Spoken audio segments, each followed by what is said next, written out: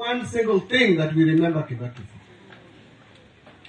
But for the 10 years that he was a president, he never attempted to start or introduce free secondary education. I hear people say that Kibaki was able to teach or have our children learn for free.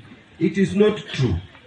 He made sure that our children went to school for free in primary school. For secondary school, it is President Uhuru Kenyatta who started this initiative of, Kwanza, it was subsidized secondary school. Then later, he announced that it should be free day secondary school. And so, each child in day secondary school, right now, according to government policy, should be paid for 22,000 shillings every year.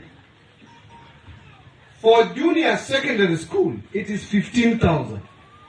And for primary school, it is 1,400. But I want to tell you this, and that is the fact, that since the introduction of free day secondary school, the government has not been able to give or allocate every student 22,000. It has never happened.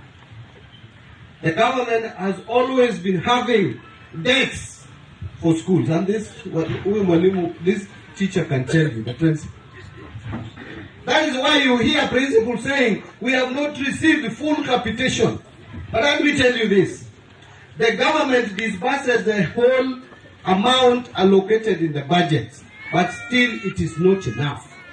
So, the only thing I did yesterday was to confirm that yes, we have allocated so much budget and we are giving it in full, but it is not enough to give every child in Kenya 22,000 shillings. That budget, if you divide by the number of children in Kenya who are in senior secondary school, you will only get about 17,000. And that is the story. That is what has been happening when Uhuru was the president. It is what we have even now. In fact, yesterday I was wondering when MPs were asking me why I have not released 22,000 per student. I asked them, where do I get that money?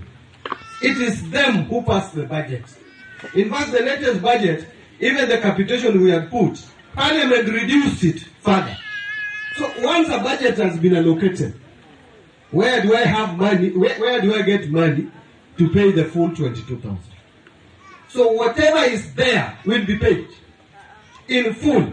In fact, for first term and second term, we have paid in full. We are waiting to pay third term. But that money is not enough. We are looking at revenue collection. And our priority is to make sure that we take the allocation to where it should be. But pretending that at the moment we are financing every student in secondary school at 22,000, junior secondary school at 15,000, primary school at 1,400, no. We have a shortfall, and that is a fact. But in Kenya, sometimes people don't want to hear facts. They like fiction. They like to be misled. They like people who are telling them what they want to hear. Now, I was asking MPs, actually this was my suggestion to them, that because we are only having a shortfall of about 5,000 per student, if we are truly serious that we want full capitation to go to school, we could agree that out of the National Government Constituency Development Fund, the 58 billion, we know 40% by law is bursary. Why don't we take that 40% out of 58 billion, which is 21 billion, and then we spread it to all our children in Kenya, and we will give full capitation. No one needs to go to the MP to ask for money, because the government shall have paid full fees for everybody. There would be no need to go for bursary.